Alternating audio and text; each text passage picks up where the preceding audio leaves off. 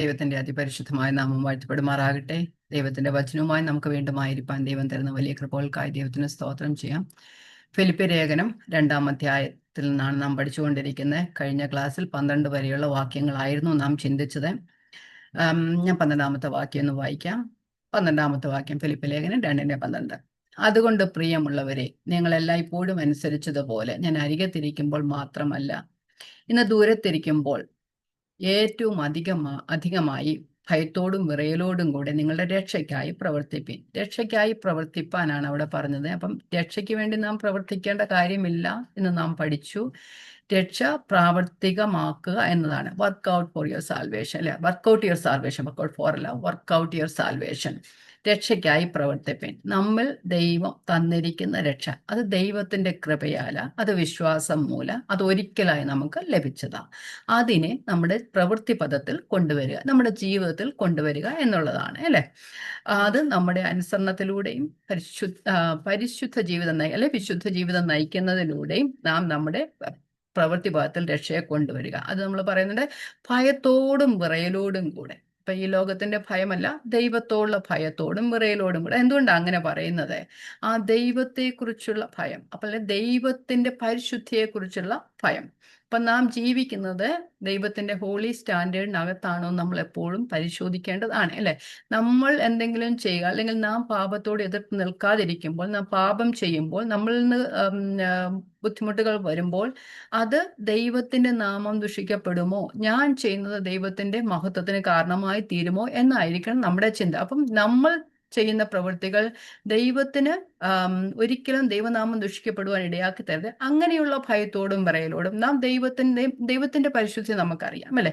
അപ്പൊ ആ ദൈവത്തിന്റെ പരിശുദ്ധിയിലാണോ, അല്ലെങ്കിൽ ദൈവം നമ്മളെക്കുറിച്ച് ആഗ്രഹിക്കുന്ന രീതിയിലാണോ നാം ജീവിക്കുന്നതെന്ന് ഓരോ ദിവസവും ശോധന ചെയ്യണം. ഭയത്തോടും വിറയലോടും കൂടെ ഏറ്റവും അധികമായി എന്നാ പറഞ്ഞത്. ഞാൻ നിങ്ങളുടെ അരികെ ഇരിക്കുമ്പോൾ മാത്രമല്ല, ഇന്ന് ദൂരത്തിരിക്കുമ്പോഴും. അപ്പൊ നമ്മൾ ദൈവം കണ്ടില്ല എന്ന് പറഞ്ഞിട്ട് അല്ല, ആരും കാണാതിരിക്കുമ്പോഴല്ല,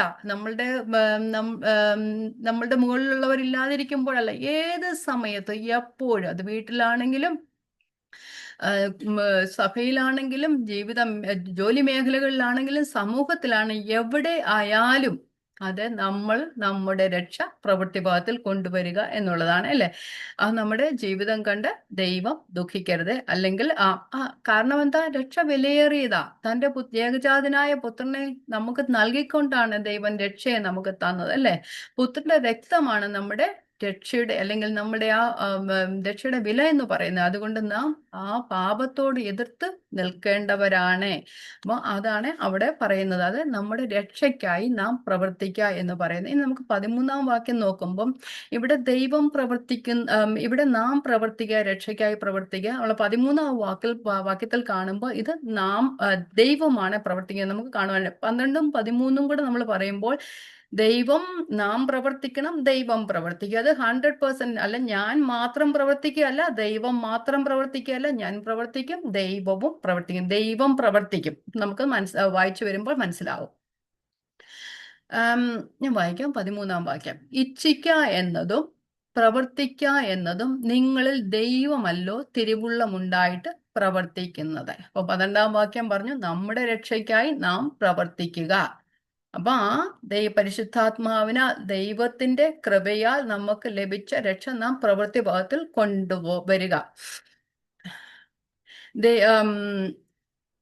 ഇവിടെ 13-ാം വാക്യം, ദൈവം ഇച്ഛിക്കുക എന്നതും പ്രവർത്തിക്കുക എന്നതും ദൈവമല്ലോ തിരുവുള്ളമുണ്ടായിട്ട് നിങ്ങൾ പ്രവർത്തിക്കുന്നത്. അപ്പം 12-ാം വാക്യത്തിൽ എൻ്റെ ഭാഗവും 13-ാം വാക്യത്തിൽ ദൈവത്തിന്റെ ഭാഗവും. നമുക്കറിയാം, ഒരു നടക്കുവാൻ തുടങ്ങുന്ന ഒരു കുട്ടിയെ, അല്ലെ ഒരു കുഞ്ഞിനെ തന്റെ പിതാവ് കൈകളിൽ പിടിച്ച് നടത്താൻ ശ്രമിക്കും. പക്ഷെ പിതാവ് നടത്താൻ തുടങ്ങിയാലും കുട്ടി ഒരു കാല് മുമ്പോട്ട് എടുത്ത് വെക്കണം, അല്ലേ? അത് ചെയ്തില്ലെങ്കിൽ ആ നടപ്പ് ശരിയാകത്തില്ല. അതുപോലെ തന്നെ പിതാവായ ദൈവം നമുക്ക് പ്രവർത്തിക്കാൻ നമ്മോട് ആഹ്വാനം ചെയ്യും. ആ പ്രവർത്തിക്കാനുള്ള ശക്തി തരും. നമ്മളും ഒരു കാലെടുത്ത് മുമ്പോട്ട് വെക്കണം. അതാണ് ദൈവം ഇച്ഛിക്കുക എന്നും പ്രവർത്തിക്കുക എന്നും ദൈവം ആ തിരുവള്ളോടെ പ്രവർത്തിക്കുന്നത്. പക്ഷെ ആ പ്രവൃത്തി നാം കൂടെ ചെയ്യണം. അതാണ് അവിടെ പറയുന്നത്. നാം ചെയ്യണം. കഴിഞ്ഞ 12-ാം വാക്യത്തിൽ പറഞ്ഞു 13 ദൈവം പ്രവർത്തിക്കുമെന്ന് പറയുന്നു. നമുക്കറിയാം, നമ്മൾ ഫിലിപ്പി ലേഖനം ആദ്യം പഠിച്ച സമയം മുതൽ തന്നെ ഒന്നാമത്തെ അധ്യായത്തിന്റെ 14-ാം വാക്യത്തിൽ പറയുന്നു, നിങ്ങളിൽ നല്ല പ്രവൃത്തി ആരംഭിച്ചവൻ ക്രിസ്തുവിന്റെ നാളോളം അതിനെ തികയ്ക്കുമെന്ന് പറഞ്ഞു. അപ്പൊ യേശു ക്രിസ്തുവിന്റെ നാളോളം അതിനെ തികയ്ക്കുക. അപ്പം ദൈവം എപ്പോഴും നമ്മൾ പ്രവർത്തിച്ചുകൊണ്ടിരിക്കുക. ദൈവമാണ് നമ്മളൊരു പ്രവൃത്തി തുടങ്ങിയത്, ആ ദൈവമായതുകൊണ്ട് നിവർത്തിക്കുകയും ചെയ്യും, അല്ലെ? നാം നമ്മെ തന്നെ ദൈവത്തിന്റെ കരങ്ങളിൽ കൊടുക്കുക അല്ലെങ്കിൽ സമർപ്പിച്ചു കൊടുക്കുക എന്നാണ് അതിന്റെ അർത്ഥം. എന്താ? ദൈവം പ്രവർത്തിക്കും, നാം പ്രവർത്തിക്കും. 100% നമ്മൾ പകുതി പണി ചെയ്യുകയല്ല, ദൈവം പകുതി പണി ചെയ്യുകയല്ല.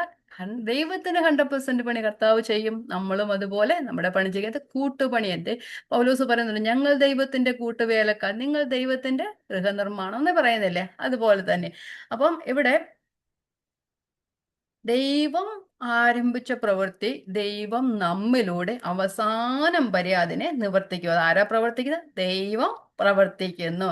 അപ്പൊ ആ ദൈവം പ്രവർത്തിക്കുന്നത് നമ്മുടെ ഉള്ളിൽ തന്നിരിക്കുന്ന പരിശുദ്ധാത്മാവിനാലും ദൈവത്തിന്റെ വചനത്താലുമാണ് ദൈവം പ്രവർത്തിക്കുന്നത്. എന്ന് പറഞ്ഞാല് ദൈവമാണ് സോഴ്സ്, പരിശുദ്ധാത്മാവാണ് അതിന്റെ മീൻസ്, അത് ടൂള്. ദൈവത്തിന്റെ വചനത്താലെ പ്രവർത്തിക്കുന്നത്. അത് ദൈവം പ്രവർത്തിക്കുക എന്നുള്ളത് അത് ദൈവത്തിന്റെ കൃപയാലാണ്. അപ്പം നമ്മളിപ്പം പൗലോസിന്റെ ജീവിതത്തെ ശ്രദ്ധിച്ചു കഴിഞ്ഞാല് പൗലോസ് പറയപ്പോഴും ഞാൻ ആയിരിക്കുന്നത് ദൈവത്തിന്റെ കൃപയാലാണ്, അല്ലെ?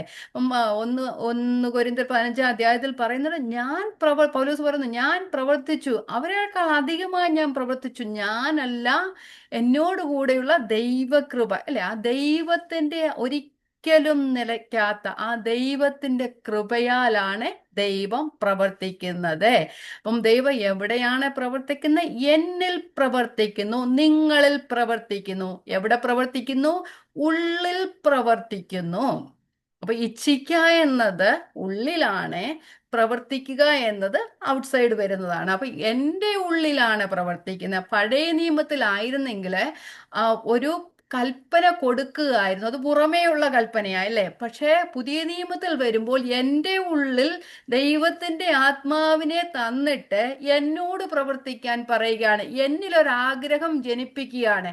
നമ്മള് കൊരിന്ത്യലേഖനം വായിക്കുന്നുണ്ട്, 1 കൊരിന്ത്യർ 3:16, നിങ്ങൾ ദൈവത്തിന്റെ മന്ദിരമെന്നും ദൈവത്തിന്റെ ആത്മാവ് നിങ്ങൾ വസിക്കുന്നു എന്നും അറിയുന്നില്ല. അപ്പം ദൈവത്തിന്റെ മന്ദിരമാക്കി, അല്ലെ പരിശുദ്ധാത്മാവിന്റെ മന്ദിരമാക്കി നമ്മളെ തീർത്തിട്ട് ദൈവം നമ്മുടെ ഉള്ളിലിരുന്ന് പ്രവർത്തിക്കുന്നു. അപ്പം ദൈവത്തിന്റെ ആത്മാവിനാൽ ദൈവം നമ്മുടെ ഉള്ളിലിരുന്ന് പ്രവർത്തിക്കുന്നു. അപ്പം പ്രവർത്തിക്കുവാനുള്ള ആഗ്രഹം നമ്മളോട് 3:12 ശ്രദ്ധിച്ചു കേൾക്കണം, കാരണം ഇച്ചിരി മനസ്സിലാക്കാൻ ബുദ്ധിമുട്ടാണ്. എന്താ പറയുന്നത്, എപ്പോഴും പറയുന്ന ഒരു ഹാർഡ് മീറ്റ് തന്നെയാണ് മനസ്സിലാക്കാന്. ആ 3:12 പറയുന്നു, പ്രവർത്തിക്കുക, നിങ്ങൾ പ്രവർത്തിക്കുക എന്ന് പറയുന്നു. പക്ഷെ ഈ പ്രവർത്തിക്കാനുള്ള ആഗ്രഹം നമ്മൾ തരുന്ന ദൈവമാണ്. ഇച്ഛിക്കുക എന്നത്, ആഗ്രഹിക്കുക എന്നുള്ളത് ദൈവമാണ് നമ്മുടെ ഉള്ളിൽ തരുന്നത്. അത് മാത്രമല്ല, പ്രവർത്തിക്കാനുള്ള ശക്തിയും ദൈവമാണ് തരുന്നത്. ആഗ്രഹം നമ്മൾ പ്രവർത്തിക്കണം, പക്ഷെ നാം പ്രവർത്തിക്കാനുള്ള ആ ഒരു ഇച്ഛ, ആ ഒരാഗ്രഹം നമ്മൾ ജനിപ്പിക്കുന്നത് ദൈവമാണ്. അതുപോലെ തന്നെ പ്രവർത്തിക്കാനുള്ള ശക്തിയും നമുക്ക് ദൈവമാണ് തരുന്നത്. അപ്പം ഞാൻ പറഞ്ഞു, ദൈവത്തിന്റെ ആ സോഴ്സ് ദൈവം, ദൈവത്തിൽ നിന്നാണ് സകലവും പുറപ്പെടുന്ന. പൗലോസ് അപ്പോസ്തലൻ റോമാലേഖനത്തിൽ പറയുന്ന പോലെ, സകലവും അവനിൽ നിന്നും അവനാലും അവങ്കിലേക്കുമാകുന്നു, അവൻ എന്നേക്കും മഹത്വം, അല്ലെ? നമ്മൾക്ക് ദൈവത്തിൽ നിന്നല്ലാതെ ഒരു റിസോഴ്സസും ഇല്ല. അപ്പൊ പ്രവർത്തിക്കുന്നത് ആ സോഴ്സ് ദൈവമാണ്. പരിശുദ്ധാത്മാവ് എന്ന മീൻസിലൂടെ ദൈവം നമ്മൾ പ്രവർത്തിക്കും. ദൈവത്തിന്റെ വചനം എന്ന ആ ഒരു ടൂളിലൂടെയാണ് ദൈവം നമ്മൾ പ്രവർത്തിക്കുന്നത്. അപ്പം ദൈവത്തിന്റെ ഇഷ്ടം അറിഞ്ഞാണ് പ്രവർത്തിക്കേണ്ടത്. നാം ദൈവത്തിന്റെ ഇഷ്ടം അറിയുവാൻ കഴിയണം. ദൈവത്തിന്റെ ഇഷ്ടം നമ്മെ അറിയിക്കുന്നത് പരിശുദ്ധാത്മാവാണ്. അത് ഏതിൽ കൂടെയാണ് അർത്ഥിക്കുന്നത്? ദൈവത്തിന്റെ വചനത്തിലൂടെയാണ് ദൈവത്തിന്റെ ഇഷ്ടം നമ്മൾ നിറവേറുന്നത്. ദൈവത്തിന്റെ ഇഷ്ടമോ നമ്മുടെ വിശുദ്ധീകരണം തന്നെ. അപ്പൊ ഈ വചനമൊക്കെ പഠിക്കുന്നതും ഇതെല്ലാം പഠിക്കുന്നത് നമ്മുടെ വിശുദ്ധീകരണത്തിലേക്ക് നടത്തണം അല്ലേ? അപ്പൊ ഞാൻ പറഞ്ഞു രക്ഷയ്ക്കായി പ്രവർത്തിക്കുക എന്ന് പറഞ്ഞ കഴിഞ്ഞ ക്ലാസ്സിലും പറഞ്ഞു, കുറച്ചങ്ങ് പ്രവൃത്തി ചെയ്തുകൊണ്ട് മാത്രമല്ല, സൽപ്രവൃത്തികൾക്കായിട്ട്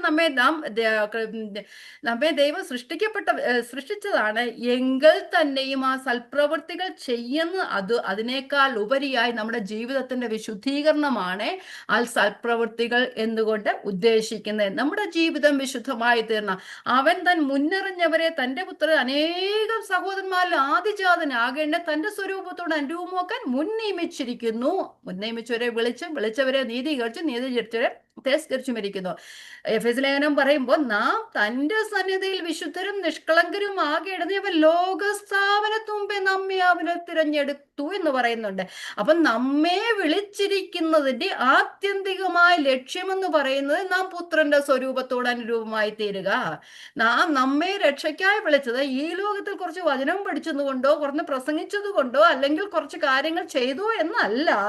നമ്മൾ അതിലുപരിയായി നമ്മുടെ ജീവിതം വിശുദ്ധീകരിക്കപ്പെടണം എന്ന് പറഞ്ഞാൽ നാം ഈ കേൾക്കുന്ന വചനവും നാം ഈ പഠിക്കുന്ന വചനവും അതെല്ലാം നമ്മുടെ ജീവിതത്തിന്റെ പ്രവൃത്തിയിലായി തീരണം എന്നതാണ് അതിന്റെ അർത്ഥം. അപ്പം ദൈവം പ്രവർത്തിക്കുന്നു, ദൈവത്തിന്റെ വചനത്തിലൂടെയാണ് പ്രവർത്തിക്കുന്നത്. 2 തീമോഥെയോസ് 3:16 എല്ലാവർക്കും അറിയാവുന്ന വാക്യം.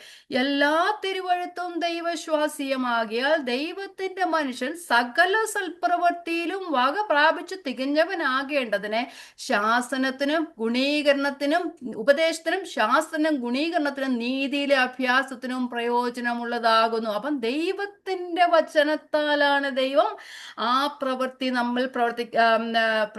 ചെയ്യുന്നത്. അപ്പം എന്തായി തീർണം? ദൈവത്തിന്റെ എല്ലാ തിരുവഴുത്തും ദൈവശ്വാസീയമാണ്, ദൈവത്തിന്റെ ശാസ്ത്രത്താൽ ഉള്ളതാണ്, അല്ലെ ദൈവത്തിന്റെ ശ്വാസം അതിലുള്ളതാണ്. അതുകൊണ്ട് ദൈവത്തിന്റെ മനുഷ്യൻ സകല സൽപ്രവൃത്തിയിലും വക പ്രാപിച്ച് തികഞ്ഞവനാകണം. എങ്ങനെയാണ്? ഉപദേശത്തിനും ശാസനത്തിനും ഗുണീകരണത്തിനും നീതിയിലെ അഭ്യാസത്തിനും പ്രയോജനമുള്ളതാകുന്നു. എല്ലാവർക്കും എന്താ പറയുന്നത്? എന്നെ സന്തോഷിപ്പിക്കുന്ന വാക്യം മതി. പക്ഷെ സന്തോഷിപ്പിക്കുന്ന വാക്യങ്ങളാൽ നാം മാനസാന്തരപ്പെടത്തില്ല, നാം വിശുദ്ധീകരിക്കപ്പെടത്തില്ല. നമ്മെ കറക്റ്റ് ചെയ്യുന്ന വാക്യം വേണം, നമ്മെ ബാലശിക്ഷയിലൂടെ കടന്നു പോകുന്ന വാക്യം വേണം. ഒരു കൃഷിക്കാരൻ തൻ്റെ ഗാർഡനിലെ സസ്യങ്ങളെ അല്ലെ ട്രീസിനെ പ്രൂൺ ചെയ്യുന്നത് പോലെ, പ്രൂൺ ചെയ്യുന്നില്ലെങ്കിൽ അത് ഇഷ്ടമുള്ളതുപോലെ വളരുമല്ലേ.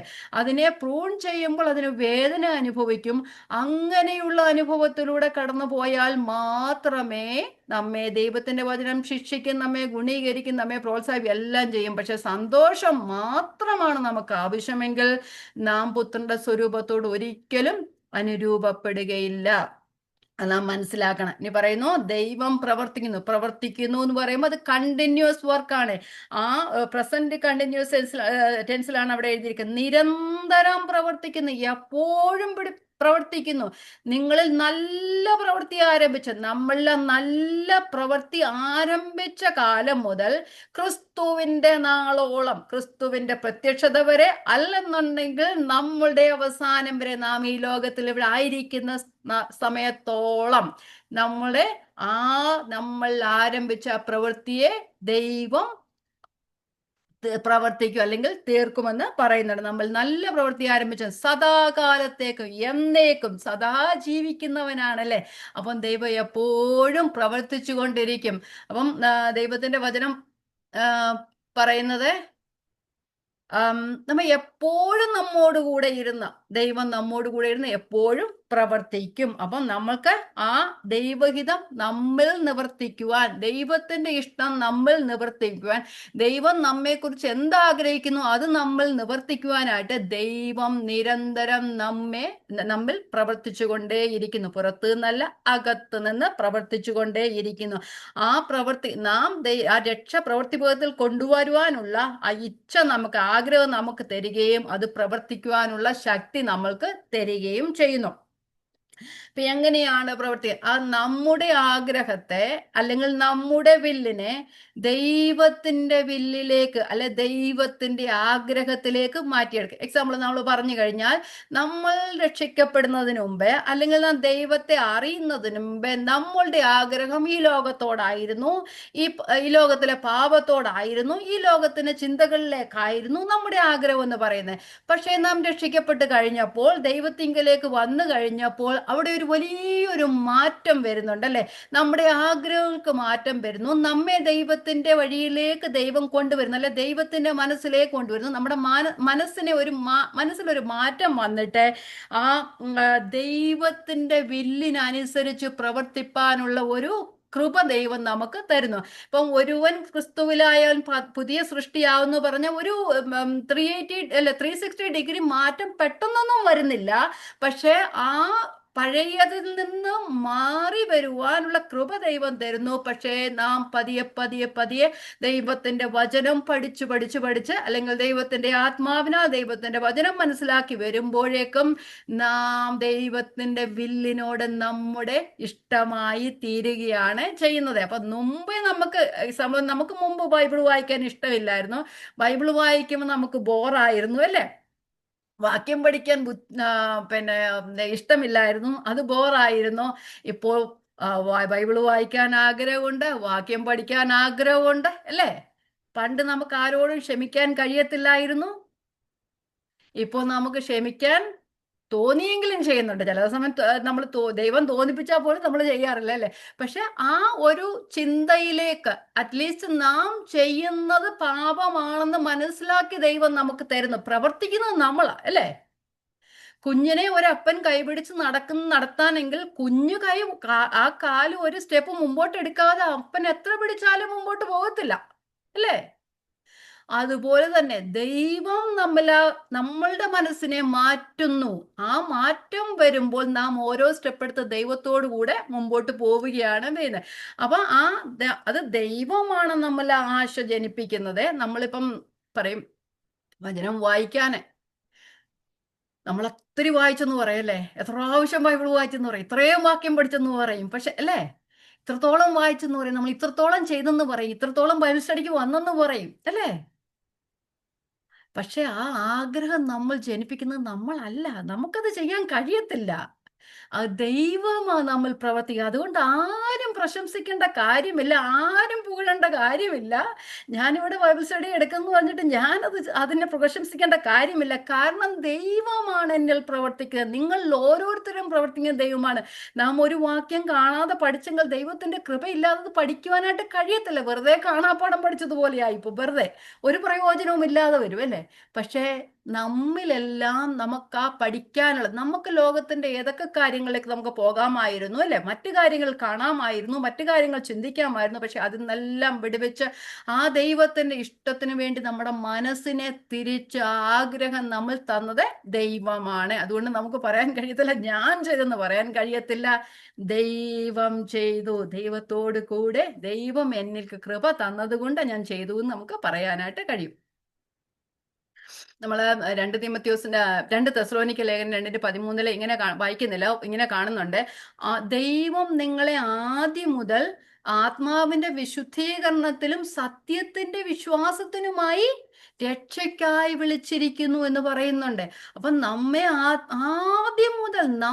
ആദ്യം കണ്ടത് മുതൽ ദൈവം നമ്മെ വിളിച്ചിരിക്കുന്ന ആത്മാവിന്റെ വിശുദ്ധീകരണത്തിലും സത്യത്തിന്റെ വിശ്വാസത്തിലും നിലനിൽക്കാൻ വേണ്ടിയാണ്. ഇത് രക്ഷയ്ക്കായി നമ്മെ അവൻ തെരഞ്ഞെടുത്തതാണ്. 1 തെസ്സലോനിക്കർ 5:24 പറയുന്നു, നിങ്ങളെ വിളിച്ചവൻ വിശ്വസ്തനാകുന്നു, അവനത് നിവർത്തിക്കും അല്ലെ. 2 തീമോഥെയോസ് 4:18 കർത്താവ് എന്നെ സകല ദുഷ്പ്രവൃത്തിയിൽ നിന്നും വിടുവിച്ച് തന്റെ സ്വർഗീയ രാജ്യത്തിനായി രക്ഷിക്കും. അപ്പം നമ്മെ സകല ദുഷ്പ്രവൃത്തികളിൽ നിന്നും വിടുവിച്ച് നമ്മെ അവന്റെ സ്വർഗ രാജ്യത്തിന് വേണ്ടി രക്ഷിക്കുന്നത് നാമല്ല, ദൈവമാണ് നമ്മളിരുന്ന് പ്രവർത്തിക്കുന്നത്. നമുക്ക് ഈ ലോകത്തിൽ ജീവിപ്പാൻ, ഈ പാപം നിറഞ്ഞ ലോകത്തിൽ ജീവിപ്പാൻ, പാപത്തിനെതിരായി ജീവിപ്പാൻ എന്താ പറയുക, അതിനുള്ള ശക്തിയും കൃപയും ഒക്കെ ദൈവമാണ് നമുക്ക് തരുന്നത്. മുമ്പ് പറഞ്ഞതുപോലെ അവൻ നമ്മെ മുൻനിറഞ്ഞവരെ ആ ദൈവത്തിന്റെ ആ പുത്രന്റെ സ്വരൂപത്തോട് അനുരൂപമാക്കുവാൻ വേണ്ടി നമ്മൾ പ്രവർത്തിച്ചുകൊണ്ടേയിരിക്കുന്നു. അപ്പൊ നമ്മുടെ ഇഷ്ടങ്ങളെയോ ആഗ്രഹങ്ങളെയും ദൈവത്തിന്റെ ഇഷ്ടത്തിലേക്ക് കൊണ്ടുവരുവാൻ വേണ്ടി ദൈവം പ്രവർത്തിച്ചു കൊണ്ടിരിക്കുന്നു. അപ്പൊ നമ്മളുടെ ആഗ്രഹങ്ങൾക്ക് മാറ്റം വരുന്നു. ദൈവത്തിന്റെ ഇഷ്ടങ്ങൾ നമുക്ക് ചെയ്യുവാനുള്ള ആ ഒരു ആഗ്രഹം നമ്മൾ ജനിപ്പിക്കുന്നു. അങ്ങനെ നാം ദൈവത്തിന്റെ ഇഷ്ടമനുസരിച്ച് പ്രവർത്തിക്കുന്നു. അപ്പൊ നാം പ്രവർത്തിക്കുന്നതല്ല, ദൈവം നമ്മൾ പ്രവർത്തിക്കുന്നു. അത് പ്രവർത്തിക്കാനുള്ള ശക്തിയും കൃപയും തരുന്നത് കൊണ്ട് നാം പ്രവർത്തിക്കുന്നു. അപ്പം നമ്മുടെ പ്രവൃത്തിയല്ല, ദൈവമാണ് നമ്മൾ ആ പ്രവൃത്തിക്കുള്ള അല്ലെങ്കിൽ അതിനുള്ള ആഗ്രഹം ജനിപ്പിച്ചത്. അപ്പം നാം ദൈവത്തുകൂടെ പ്രവർത്തിക്കുന്നു. അപ്പൊ ഇച്ഛിക്കുക എന്നതും പ്രവർത്തിക്കുക എന്നതും, ഇച്ഛിക്കുക എന്നത് ഇൻസൈഡ് വർക്കും പ്രവർത്തിക്കുക എന്നത് നാം ഔട്ട്സൈഡിൽ ചെയ്യുന്ന കാര്യമാണ്.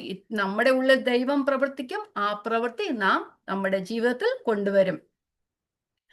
God's work is the root and our work is the fruit. അപ്പം ദൈവത്തിന്റെ പ്രവൃത്തി എന്നത് പറയുന്ന വേരും നമ്മുടെ പ്രവൃത്തി എന്ന് പറയുന്ന ഫലവും ആകുന്നു. ദൈവത്തിന്റെ പ്രവൃത്തി എന്ന് പറയുന്ന റൂട്ടും അതുപോലെ നമ്മുടെ പ്രവൃത്തി എന്ന് പറയുന്ന ഫലവുമാകുന്നു. അപ്പൊ ആരിലാണ് ദൈവം പ്രവർത്തിക്കുന്നത്? നിങ്ങളിൽ, നമ്മിൽ ഓരോരുത്തരിലും തന്റെ പുത്രന്റെ രക്തത്താൽ വീണ്ടെടുക്കപ്പെട്ട വീണ്ടും ജനിക്കപ്പെട്ട നമ്മൾ ഓരോരുത്തരിലും ദൈവം പ്രവർത്തിക്കുന്നു. അങ്ങനെയെങ്കിൽ എല്ലാവരിലും ആ പ്രവൃത്തി എന്തുകൊണ്ടാ വെളിപ്പെടാത്തത്? ദൈവം പ്രവർത്തിക്കും, പക്ഷെ നമുക്കും ഒരു റെസ്പോൺസിബിലിറ്റി ഉണ്ട്. ആ പിതാവ് കുഞ്ഞിന്റെ കൈപിടിച്ച് നടത്താൻ ചെയ്യുമ്പോൾ ആ കുഞ്ഞ് സ്റ്റെപ്പ് എടുത്ത് വെക്കണം. അപ്പൊ അത് ദൈവവും മനുഷ്യനും കൂടെ ഒന്നിച്ചു പ്രവർത്തിക്കും. ദൈവം പ്രവർത്തിക്കും, ഞാനും പ്രവർത്തിക്കും. നമ്മള് എബ്രായ ലേഖനം 12:15-16 വായിക്കുമ്പോൾ അവിടെ യേശാവിനെ കുറിച്ച് പറയുന്നുണ്ടല്ലേ. അവിടെ ഞാൻ വായിക്കാം. ആരും ദൈവകൃപ വിട്ട് പിന്മാറുകയും വല്ല കയ്പുള്ള വേരും മുളച്ച് കലക്കമുണ്ടാക്കി അനേകർ അതിനാൽ മലിനപ്പെടുകയും ആരും ദുർനടപ്പുകാരനോ ഒരു ഊണിന് ജ്യേഷ്ഠാവകാശം വിറ്റുകളഞ്ഞ യേശാവിനെ പോലെ അഭക്തനോ ആയിത്തീരുകയും ചെയ്യാതിരിപ്പാൻ കരുതിക്കൊള്ളുക. അപ്പം ദൈവകൃപ വിട്ട് നാം പിന്മാറിയാൽ ദൈവത്തിന്റെ പ്രവൃത്തി നമ്മൾ വെളിപ്പെടുകയില്ല. നാം പ്രവർത്തിക്കും, പക്ഷെ നാം അതിൽ നിന്ന് മാറിപ്പോയാൽ ദൈവത്തിന്റെ പ്രവൃത്തി വെളിപ്പെടുകയില്ല. നമ്മൾ ഗലാത്യലേഖനം 3:3 ഇങ്ങനെ വായിക്കുന്നത്, നിങ്ങൾ ആത്മാവ് കൊണ്ട് ആരംഭിച്ചിട്ട് ജഡം കൊണ്ടോ സമാപിക്കുന്നത്. അപ്പൊ ആത്മാവ് കൊണ്ട് ദൈവം നമ്മൾ പ്രവർത്തിച്ചു, പക്ഷെ നാം ജഡത്തിൽ ആശ്രയിക്കുമ്പോൾ ആത്മാവിന്റെ പ്രവൃത്തി നമ്മൾ വെളിപ്പെടുവാൻ ഇടയായി തീരുകയില്ല. നമ്മൾ 2 കൊരിന്ത്യർ 6:1 ഇങ്ങനെ പറയുന്നുണ്ട്, നിങ്ങൾക്ക് ദൈവത്തിന്റെ കൃപ ലഭിച്ചത് വ്യർത്ഥമായി തീരരുത്. അപ്പം എല്ലാവരിലും ദൈവം പ്രവർത്തിക്കും, പക്ഷെ എല്ലാവരിലും എന്താ പ്രവൃത്തി വെളിപ്പെടാത്തത്? നാം ദൈവത്തിന്റെ ഹിതത്തിന് നമ്മെ ഏൽപ്പിച്ചു കൊടുക്കുന്നില്ല. ദൈവം നമ്മൾ പ്രവർത്തിപ്പാൻ ആഗ്രഹമുണ്ട്, ദൈവം ആഗ്രഹം തരും, പക്ഷെ ഞാൻ എൻ്റെ ഇഷ്ടമനുസരിച്ച് പോകുന്നു, എൻ്റെ ജഡത്തിന്റെ ചിന്തയനുസരിച്ച് പോകുന്നു. നമ്മൾ ഗലാത്യലേഖനത്തിൽ വായിക്കുന്നുണ്ട്, ജഡാഭിലാഷം ആത്മാവിനും ആത്മാഭിലാഷം ജഡത്തിനും വിരോധമായിരിക്കും. ഒന്ന് വായിച്ചു പോകാം. ഗലാത്യർ 5:4, 16, 17 വാക്യങ്ങൾ ഞാൻ വായിക്കാം. ന്യായപ്രമാണത്താൽ നീതീകരിക്കപ്പെടുവാൻ ഇച്ഛിക്കുന്ന നിങ്ങൾ ക്രിസ്തുവിനോട് വേറിട്ട് പോയി കൃപയിൽ നിന്ന് വീണുപോയി. അപ്പം നമ്മൾ കൃപയിലായിരുന്നു, നമുക്ക് കൃപയിൽ നിന്ന് മാറിപ്പോകുവാനായിട്ട് ഒക്കും. 16 ആത്മാവിനെ അനുസരിച്ച് നടപ്പിനെന്നാൽ നിങ്ങൾ ജഡത്തിന്റെ മോഹം നിവർത്തിക്കുകയില്ല എന്ന് ഞാൻ പറയുന്നു. ജഡാഭിലാഷം ആത്മാവിനും ആത്മാഭിലാഷം ജഡത്തിനും വിരോധമായിരിക്കും. നിങ്ങൾ ഇച്ഛിക്കുന്നത് ചെയ്യാതെ വണ്ണം അവ പ്രതികൂലമല്ലോ എന്ന് പറയുന്നുണ്ട്. അപ്പൊ നമ്മളുടെ ജഡീക ആഗ്രഹങ്ങൾ ദൈവപ്രവൃത്തി നമ്മൾ വെളിപ്പെടാതിരിക്കാൻ കാരണമായി തീരുന്നു. അപ്പം നാം ദൈവത്തോട് കൂടെ, ദൈവം നമ്മൾ പ്രവർത്തിക്കും, നാം ദൈവത്തോട് കൂടെ പ്രവർത്തിക്കണം. നമുക്ക് ഒരു മത്തായി സുവിശേഷത്തില് 25-ാം അധ്യായത്തിൽ കർത്താവ് തന്നെ പറഞ്ഞ ഒരു താലന്തിന്റെ ഉപമയുണ്ട്. അവിടെ നോക്കുമ്പോൾ ഒരു മനുഷ്യൻ, ഒരു ധനികനായ മനുഷ്യൻ പരദേശത്തേക്ക് പോയപ്പോൾ തൻ്റെ പക്കലുണ്ടായിരുന്ന താലന്തുകൾ അത് വ്യാപാരത്തിനായി തൻ്റെ ഭൃത്യന്മാരെ ഏൽപ്പിച്ചല്ലേ. ഒരാൾക്ക് 5 കൊടുത്തു, ഒരാൾക്ക് 10 കൊടുത്തു, ഒരാൾക്ക് 5 കൊടുത്തു, ഒരാൾക്ക് 2 കൊടുത്തു, ഒരാൾക്ക് 1 കൊടുത്തു, അല്ലേ? അവസാനം വരുമ്പോൾ അവര് 5 ലഭിച്ചവൻ അത് 10 ആക്കി, 2 ലഭിച്ചവൻ 4 ആക്കി, 1 ലഭിച്ചവൻ വെറുതെ ആക്കണം. കാരണം എല്ലാവർക്കും കൊടുത്തായിരുന്നു. പക്ഷേ ഈ ആ 3 പേര് 3 വിധത്തിലാണ് അതിനെ ഉപയോഗിച്ചത്. നമുക്ക് ആ 25ന്റെ 24 മുതലുള്ള വാക്കുകൾ ഒന്ന് വായിക്കാം.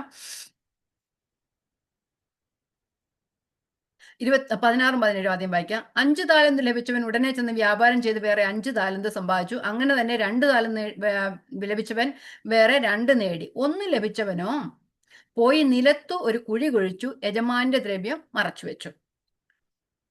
24 ഒരു താലന്ത് ലഭിച്ചവനും അടുക്ക വന്നു, യജമാനെ, നീ വിതയ്ക്കാത്തിടത്ത് കൊയ്യുകയും വിതറാത്തിടത്ത് ചേർക്കുകയും ചെയ്യുന്ന കഠിന മനുഷ്യനെന്ന് ഞാൻ അറിഞ്ഞു. ഭയപ്പെട്ട് ചെന്ന് നിന്റെ താലന്ത് നിലത്ത് മറച്ചു വെച്ചു. നിന്റേത് ഇതാ, എടുത്തുകൊള്ളുക എന്ന് പറഞ്ഞു. അതിന് യജമാനൻ ഉത്തരം പറഞ്ഞത്, ദുഷ്ടനും മടിയനുമായ ദാസനെ, ഞാൻ വിതയ്ക്കാത്തിടത്ത് നിന്ന് കൊയ്യുകയും വിതറാത്തിടത്ത് നിന്ന് ചേർക്കുകയും ചെയ്യുന്നവനെന്ന് നീ അറിഞ്ഞുവല്ലോ. നീ എന്റെ ദ്രവ്യം പൊൻവാണിഭക്കാരെ ഏൽപ്പിക്കേണ്ടിയിരുന്നു. എന്നാൽ ഞാൻ വന്ന് എന്റേത് പലിശയോടുകൂടെ വാങ്ങുമായിരുന്നു. അപ്പം എല്ലാവർക്കും താലന്ത് കൊടുത്തു. ചില കാരണങ്ങളാൽ ആ 1 താലന്ത് ലഭിച്ചവൻ കുഴിച്ചിട്ടല്ലേ. അത് പലിശയ്ക്ക് അത് യജമാനൻ പറയുന്നത്, നീ പലിശയ്ക്ക് കൊടുത്തായിരുന്നെങ്കിൽ ഞാൻ പലിശയോടെ പോയി വാങ്ങിച്ചേനെ എന്ന് പറയുന്നത്. പക്ഷെ അതുപോലും ചെയ്തില്ല. അപ്പൊ ആ അലസനായ ദാസൻ അങ്ങനെ ചെയ്തു. അതുപോലെ നമ്മുടെ അലസത മൂലം, നമ്മൾക്ക് ഇഷ്ടമില്ലാത്തത് മൂലം, നമ്മൾ ദൈവകൃപ വിട്ടുപോകുന്നത് മൂലം, നാം ക്രിസ്തുവിൽ നിന്ന് വേറിട്ട് പോകുന്നത് മൂലം, ആത്മാവ് കൊണ്ട് ആരംഭിച്ച് ജഡം കൊണ്ട് സമാപിപ്പിക്കുന്നത് മൂലം, ഇതെല്ലാം ആ നമ്മിൽ ദൈവം പ്രവർത്തിക്കുന്നതിന് തടസ്സമായി തീരുകയാണ് ചെയ്യുന്നത്. അപ്പം അങ്ങനെ നമ്മിൽ ദൈവം പ്രവർത്തിക്കണമെങ്കിൽ യോഹന്നാന്റെ സുവിശേഷം 15-ാം അധ്യായത്തിൽ പറയുന്നത് പോലെ ക്രിസ്തുവിൽ വസിക്കുക എന്ന അനുഭവത്തിൽ ആയിത്തീരണം. കൊമ്പ് മുന്തിരിവള്ളിയിൽ വസിച്ചിട്ടല്ലാതെ ഫലം കായ്ക്കാൻ കഴിയാത്തതുപോലെ എന്നിൽ വസിച്ചിട്ടല്ലാതെ നിങ്ങൾക്ക് ഒന്നും ചെയ്യുവാൻ കഴിയില്ല. കർത്താവ് ശിഷ്യന്മാരോട് പറഞ്ഞ 3.5 വർഷക്കാലം കർത്താവിന് കൂടെ വന്ന ശിഷ്യന്മാർ പഠിച്ച വലിയൊരു കാര്യമാണ്, എന്നെ പിരിഞ്ഞ് നിങ്ങൾക്കൊന്നും ചെയ്യുവാനായിട്ട് കഴിയുകയില്ല. കർത്താവിനെ പിരിഞ്ഞ്, ദൈവത്തെ പിരിഞ്ഞ് നമുക്കൊന്നും ചെയ്യുവാനായിട്ട് കഴിയുന്നില്ല. ദൈവമാണ് നമ്മൾ പ്രവർത്തിക്കുന്നത്. അപ്പം ദൈവം പ്രവർത്തിക്കും, നമുക്കൊരു റെസ്പോൺസിബിലിറ്റി. അതൊരിക്കലും നാം മറന്നു പോകരുത്. ദൈവത്തിന്റെ വില്ലിന് നമ്മെ സബ്മിറ്റ് ചെയ്യുക. ദൈവത്തിന്റെ വില്ല് എന്തെന്ന് മനസ്സിലാക്കണമെങ്കിൽ ദൈവത്തിന്റെ വചനം പഠിക്കുക, ദൈവത്തിന്റെ വചനത്തിൽ രസിക്കുക, ദൈവത്തിന്റെ വചനം എന്നും വായിക്കുക, പഠിക്കുക, ധ്യാനിക്കുക, പ്രാർത്ഥിക്കുക. പ്രാർത്ഥനയിലൂടെയാണ് ദൈവത്തിന്റെ, അല്ലെങ്കിൽ വചനത്തിലൂടെയാണ് ദൈവത്തിന്റെ വില്ല് നമുക്ക് മനസ്സിലാക്കുവാനായിട്ട് കഴിയുന്നത്. അപ്പം നാം ദൈവത്തിന്റെ വില്ല് മനസ്സിലാക്കുകയും ആ ദൈവത്തിന്റെ വില്ലിനനുസരിച്ച് നമ്മുടെ വില്ലാക്കി തീർക്കുകയും നമ്മുടെ ഇഷ്ടമാക്കി തീർക്കുകയും ആ ദൈവത്തിന്റെ ഇഷ്ടം പ്രവർത്തിപ്പാൻ, അല്ലെങ്കിൽ ദൈവത്തിന്റെ ആഗ്രഹത്തിനനുസരിച്ച് പ്രവർത്തിപ്പാനും നാം നമ്മെ തന്നെ സമർപ്പിക്കുകയും ചെയ്യുക. ഇച്ഛിക്ക എന്നതും പ്രവർത്തിക്ക എന്നതും ദൈവമല്ലോ തിരുവുള്ളമുണ്ടായിട്ട് നിങ്ങൾ പ്രവർത്തിക്കുന്നത്. അപ്പൊ ഇവിടെ പറഞ്ഞ് എന്തുകൊണ്ടാണ് ദൈവം പ്രവർത്തിക്കുന്നത്? തിരുവുള്ളമുണ്ടായിട്ട്, ഫോർ ഹിസ് ഗുഡ് പ്ലഷർ, അവന്റെ പ്രസാദത്തിനായി, ആ ദൈവത്തിന്റെ പ്രസാദത്തിനായാണ് ദൈവം നമ്മൾ പ്രവർത്തിക്കുന്നത്. കാരണം നാം നമ്മെക്കുറിച്ച് ആഗ്രഹിക്കുന്നതിലധികമായി നമ്മൾ ദൈവത്തിന്റെ പ്രവൃത്തി വെളിപ്പെടണമെന്ന് ആഗ്രഹിക്കുന്ന നമ്മെക്കാളും അധികം ദൈവമാണ്. അപ്പം നാം ദൈവത്തിന്റെ പ്രവൃത്തി ചെയ്യണമെന്ന് ആഗ്രഹിക്കുന്നു, അല്ലെങ്കിൽ നാം പുത്രന് അനുരൂപരായിത്തീരും നമ്മളൊക്കെ ആഗ്രഹിക്കും. പക്ഷെ നമ്മെക്കാൾ അധികമായി നാം പുത്രന്റെ സ്വരൂപത്തോട് അനുരൂപമായി കാണുവാൻ ആരാ കൂടുതൽ ആഗ്രഹിക്കുന്നത്? ദൈവമാണ് ആഗ്രഹിക്കുന്നത്. ദൈവത്തിന് പ്രസാദകരമായി തന്നെ. അപ്പൊ നമ്മുടെ മക്കൾ നല്ല നിലയിൽ വന്ന് കാണണമെന്ന് നമ്മളെല്ലാവരും ആഗ്രഹിക്കുന്നത് പോലെ, അവര് നല്ല നിലയിൽ വരുമ്പോൾ നമുക്ക് സന്തോഷം ഉണ്ടാകുന്നത് പോലെ, നാം ദൈവത്തെ അനുസരിക്കുമ്പോൾ, നാം ദൈവപ്രവൃത്തി ചെയ്യുമ്പോൾ, ദൈവത്തിന്റെ ഇഷ്ടം നമ്മുടെ ഇഷ്ടമായി തീരുമ്പോൾ നാം നമ്മെ കണ്ട് ദൈവം സന്തോഷിക്കും. അപ്പൊ നമ്മുടെ കുഞ്ഞുങ്ങൾ വളരുവാൻ നാം ആഗ്രഹിക്കുന്നത് പോലെ ദൈവവും നാം ദൈവത്തിൽ വളരുവാനും ദൈവത്തിന്റെ പുത്രനോട് അനുരൂപമായി തീരുവാനും ദൈവം ആഗ്രഹിക്കുന്നു. അപ്പൊ സർവശക്തനായ സ്നേഹസമ്പന്നനായ ദൈവം നാം ഓരോരുത്തരും പുത്രന്റെ സ്വരൂപത്തോട് അനുരൂപമാകുവാൻ ആഗ്രഹിക്കുന്നു. അപ്പൊ നമ്മെ പുത്രനോട് അനുരൂപപ്പെട്ട് കാണുന്നത് നമ്മെക്കാൾ അധികം ദൈവത്തിന് സന്തോഷമാണ്. അതുകൊണ്ടാണ് അല്ലെ അവൻ മുന്നറിഞ്ഞവരെ ആ എല്ലാവരും തന്റെ പുത്രന്റെ സ്വരൂപത്തോട് രൂപ അനേകം പുത്രന്മാരെ കാണും. അതുകൊണ്ടല്ലേ ഏകജാതൻ ആദ്യജാതൻ എന്ന് പറഞ്ഞത് അല്ലേ? ഏകജാതനെ ആദ്യജാതനാക്കുവാൻ ദൈവത്തിന് പ്രസാദം തോന്നി. നമ്മൾ ഓരോരുത്തരെയും ദൈവത്തിന്റെ മക്കളാക്കി തീർത്ത ആ പുത്രനോട് അനുരൂപമായി തീരുവാനാണ്. ഞാൻ മുമ്പേ പറഞ്ഞതുപോലെ ആ എഫീസ് ലേഖനം 1:4-5 നാം തന്റെ സന്നിധിയിൽ വിശുദ്ധരും നിഷ്കളങ്കരുമാകാൻ ലോകസ്ഥാപനമേ ക്രിസ്തുവിൽ നമ്മെ തിരഞ്ഞെടുത്തു. നാം ഉണ്ടാകുന്നതിന് മുമ്പ് തന്നെ, ആദമിനെയും ഹവ്വയെയും സൃഷ്ടിക്കുന്നതിന് മുമ്പ് തന്നെ, മനുഷ്യനെയും ഭൂലോകത്തെയും സൃഷ്ടിക്കുന്നതിന് മുമ്പേ ദൈവത്തിന്റെ ആഗ്രഹം നമ്മെ ദൈവത്തിന്റെ സന്നിധിയിൽ എപ്പോഴും വിശുദ്ധരും നിഷ്കളങ്കരുമായി തീർക്കുക എന്നാണ്. അപ്പം നമ്മുടെ രക്ഷയുടെയും വിശുദ്ധീകരണത്തിന്റെയും ഒക്കെയും ലക്ഷ്യം, ആ ദൈവത്തിന്റെ ആത്യന്തികമായ ലക്ഷ്യം നാം തൻ്റെ പുത്രന് അനുരൂപമായി തീരുക എന്നതാണ്. അപ്പം പുത്രൻ ഈ ലോകത്തിൽ വന്നത് പുത്രൻ പിതാവിന്റെ ഇഷ്ടം നിറവേറ്റാനാണ്. അപ്പൊ നമ്മൾ പഠിച്ചതുപോലെ സ്വർഗീയനായവൻ മനുഷ്യനായി തീർന്നു. എന്തിനാ വന്നേ? പുത്രൻ ദൈവത്തെ ഇവിടെ കാണിച്ചു കൊടുത്തു. അപ്പൊ ഇപ്പോൾ നാം പുത്രനെ അല്ലെങ്കിൽ ദൈവത്തെ മറ്റുള്ളവർക്ക് കാണിച്ചു കൊടുക്കണം. നമ്മിലൂടെ ദൈവത്തെ കാണണം. പുത്രന്റെ സ്വഭാവം നമ്മൾ വെളിപ്പെടണം. ആത്മാവിന്റെ ഫലം നമ്മൾ ഉണ്ടാകണം അല്ലെ? നമ്മൾ ആത്മാവിന്റെ ഫലമെല്ലാം കാണാതെ പഠിക്കുന്നവരാണ്. പക്ഷെ എത്രത്തോളം ആത്മാവിന്റെ ഫലം നമ്മിൽ ഉണ്ട് ഓരോ ദിവസവും നോക്കുക. സ്നേഹം, സന്തോഷം, സമാധാനം, ദീർഘക്ഷമ, ദയ, അങ്ങനെ എത്ര ഫലങ്ങൾ അല്ലേ? 9 ഉണ്ട്. എത്രണ്ണം നമ്മളിലുണ്ട്? ഓരോ ദിവസവും നമ്മളത് വളരണം, ഫലം കായ്ക്കുന്നവരായിരിക്കണം. അവിടെ പറയുന്നുണ്ട്, നിങ്ങൾ ഫലം നിങ്ങളെ തെരഞ്ഞെടുത്ത എന്തിനാ? നിങ്ങൾ നല്ല ഫലം കായ്ക്കുന്നതും നിലനിൽക്കുന്ന ഫലം. ഒരു ദിവസം സ്നേഹം മാത്രം പോരെ, എല്ലാ ദിവസവും സ്നേഹം ഉണ്ടാകണം. ഓരോ ദിവസവും വർദ്ധിച്ചു വരുന്നതായി തീരണം. അപ്പം ആ ലോകത്തിൽ ഇങ്ങനെ നമ്മൾ ദൈവപുത്രൻ അനുരൂപമായി ജീവിച്ചാൽ മാത്രമേ നമ്മളും അവിടെയും ദൈവത്തിന്റെ പ്രസാദം ലഭിച്ച് പുത്രൻ അനുരൂപമായി ജീവിക്കുവാനായിട്ട് നമുക്ക് കഴിയുകയുള്ളൂ. അപ്പം ആ ദൈവം നമ്മെക്കുറിച്ച് ആഗ്രഹിക്കുന്ന രീതിയിലുള്ള വിശുദ്ധീകരണവും തേജസ്കരണവും ഒക്കെ പ്രാപിക്കുന്നത് എന്താ പറയുന്നത്, ഒരു ദിവസം കൊണ്ട് നമ്മൾ അവിടെ ചെന്ന് കഴിഞ്ഞാൽ നമുക്കൊന്നും സാധിക്കാൻ കഴിയില്ല. നമ്മെ ഇവിടെ ലോകത്തിലാക്കിയിരിക്കുമ്പോൾ 1-ാം ക്ലാസ്സിൽ പഠിക്കുന്ന കുഞ്ഞ് കുറെ നാളും പഠിക്കാതിരുന്നതിന് 10-ാം ക്ലാസ്സിൽ 10-ാം ക്ലാസ്സിൽ അല്ലെ, ഞാൻ അവനെ 1 മുതൽ 10 വരെ പഠിപ്പിക്കുന്നില്ല, 10-ാം ക്ലാസ്സിന്റെ സമയമാകുമ്പോൾ അല്ലെങ്കിൽ പ്രായമാകുമ്പോൾ കൊണ്ട് 10-ാം ക്ലാസ് വിട്ടാന്ന് പറഞ്ഞാൽ ഒരു വക അറിയത്തില്ലല്ലേ? പക്ഷെ 1-ഉം 2-ഉം 3-ഉം 4-ഉം 5-ഉം 9-ഉം പഠിച്ചു കഴിഞ്ഞാലേ 10-ാം ക്ലാസ്സിൽ എത്തുകത്തുള്ളൂ അല്ലേ?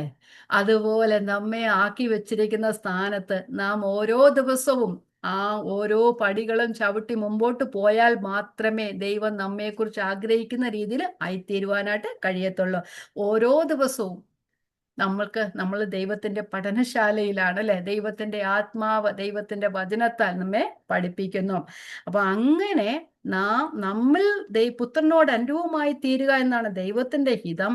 അത് ആയിത്തീരുവാൻ വേണ്ടി ദൈവം നമുക്ക് ഉള്ളിൽ വാഞ്ച തരുന്നു. ദൈവം നമ്മൾ പ്രവർത്തിക്കുന്നു. അതുപോലെ നാം ദൈവത്തിന് സമർപ്പിച്ചു കൊടുക്കുമ്പോൾ നമ്മെക്കുറിച്ച് ആഗ്രഹിക്കുന്നത് അവിടെ ആയിത്തീരുവാനായിട്ട് തരും. ദൈവം കൽപ്പിക്കുന്നത് ദൈവം സാധ്യമാക്കുന്നു. ദൈവം പ്രവർത്തിക്കും. നാം ഒരുമിച്ച് ദൈവത്തോടു കൂടെ പ്രവർത്തിക്കുക. നമ്മൾ ഒരു നമ്മൾ ഈ 12-ഉം 13-ഉം വാക്യങ്ങൾ നോക്കിക്കഴിഞ്ഞാൽ ഒരു ബോട്ടും ആ തുഴയും പോലെയാണ് ആ 2 വാക്യങ്ങൾ അങ്ങനെ പറഞ്ഞിരിക്കുന്നത്. നമ്മളറിയാം, ബോട്ടിൽ നമ്മൾ വെറുതെ ഇരുന്ന് കഴിഞ്ഞാൽ ബോട്ട് മുമ്പോട്ട് പോകത്തില്ല. തുഴയണം അല്ലേ? തുഴഞ്ഞാൽ മാത്രമേ മുമ്പോട്ട് പോകത്തുള്ളൂ. പക്ഷെ തുഴയണമെങ്കിൽ ഓളത്തിനെതിരെ പോയാൽ ഒക്കത്തില്ല. ആ ഓളത്തിൽ അതിലേക്കൂടെ പോടല്ലേ, ആ എതിരെ അല്ല എന്ന് പറഞ്ഞാൽ ഈ ലോകത്തിലെ എന്ന് പറയുമ്പോൾ പാപം നമ്മെ പിടിച്ചുകൊണ്ടേയിരിക്കും. അപ്പം പാപത്തിനെതിരായി നമ്മൾ തുഴഞ്ഞുകൊണ്ടേയിരിക്കണം, എന്നാലേ നാം മുമ്പോട്ട് പോകാനായിട്ടുള്ള, തുഴയുവാനുള്ള ശക്തി ദൈവം നമുക്ക് തരും. പാപത്തോട് പോരാടുവാനുള്ള കൃപ നമുക്ക് തരും.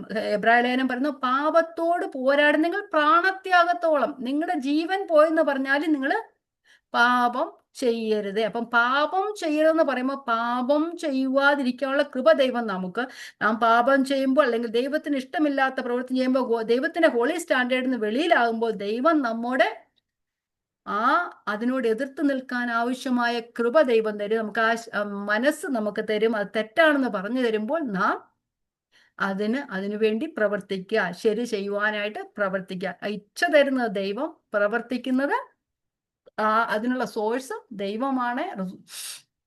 ദൈവത്തിന്റെ വചനത്തിലൂടെ, ദൈവത്തിന്റെ ആത്മാവിനാലൂടെ ദൈവം നമ്മൾ പ്രവർത്തിക്കും. ഓക്കെ, രക്ഷ ദൈവത്തിന്റെ ദാനമാണ്. അത് ദൈവം നമുക്കത് സൗജന്യമായി തന്നാണ്. പക്ഷെ നാം രക്ഷ പ്രവൃത്തിഭാഗത്തിൽ കൊണ്ടുവരണം. അതിന് പ്രവൃത്തിഭാഗത്തിൽ കൊണ്ടുവരാനുള്ള എല്ലാ ഇച്ഛയും വാഞ്ചയും അത് ചെയ്യുവാനുള്ള ശക്തിയും ദൈവം നമുക്ക് തരും. അപ്പം ദൈവം നമ്മോട് എന്തെങ്കിലും ആവശ്യപ്പെടുന്നത് അത് ചെയ്യുവാനുള്ള കൃപയും ദൈവം തരും. അതാണ്. ഓക്കെ, നമുക്കിനി 14-ാമത്തെ വാക്യത്തിലേക്ക് പോവാം. 14-ാമത്തെ വാക്യം. വക്രതയും കോട്ടവുമുള്ള തലമുറയുടെ നടുവിൽ നിങ്ങൾ അനിന്യരും പരമാർത്ഥികളും ദൈവത്തിന്റെ നിഷ്കളങ്ക മക്കളും ആകേണ്ടതിന് എല്ലാം പിറുപിറുപ്പും വാദവും കൂടാതെ ചെയ്വിൻ. വക്രതയും കോട്ടവുമുള്ള ഒരു തലമുറയുടെ നടുവിലാണ് നാം ജീവിക്കുന്നത്. അതുകൊണ്ട് എന്തു ചെയ്യണം? നമ്മൾ ആ തലമുറയുടെ നമ്മൾ അനിന്യരും പരമാർത്ഥികളും ദൈവത്തിന് നിഷ്കള മക്കളുമായി ജീവിക്കണം. എല്ലാം വാദവും പെറുപിറുപ്പും കൂടാതെ ജീവിക്കണം. അപ്പൊ എല്ലാം വാദവും പെറുപ്പിറുപ്പും കൂടാതെ ചെയ്യുക. കാരണം ഈ ഒരു വക്രതയുള്ള ലോകത്തിന്റെ നടുവിലാണ് നാം ജീവിക്കുന്നത്. അവരുടെ ഇടയിൽ നാം വ്യത്യസ്തരായി ജീവിക്കണം. നമ്മെ വിളിച്ചിരിക്കുന്ന വിളിക്ക് യോഗ്യമാം വണ്ണം നാം ജീവിക്കേണ്ടത് ആവശ്യമാണ്. ലോകത്തിൽ ജ്യോതിസുകളെ പോലെ, അടുത്ത വാക്യങ്ങളിലൊക്കെ പറയുന്നു, ലോകത്തിൽ ജ്യോതിസുകളെ പോലെ വെളിപ്പെടുവാനാണ്, ഇരുട്ടായിരിക്കുന്ന ലോകത്തിൽ വെളിച്ചമായി തീർക്കാനാണ് ദൈവം നമ്മെ ആഗ്രഹിക്കുന്നത്. അതുകൊണ്ട് നാം പണ്ട് നടന്ന രീതിയിൽ പോയാൽ പോരാ, ദൈവത്തിന്റെ മക്കളായി വെളിച്ചം വീശുന്നവരായി തീരണം.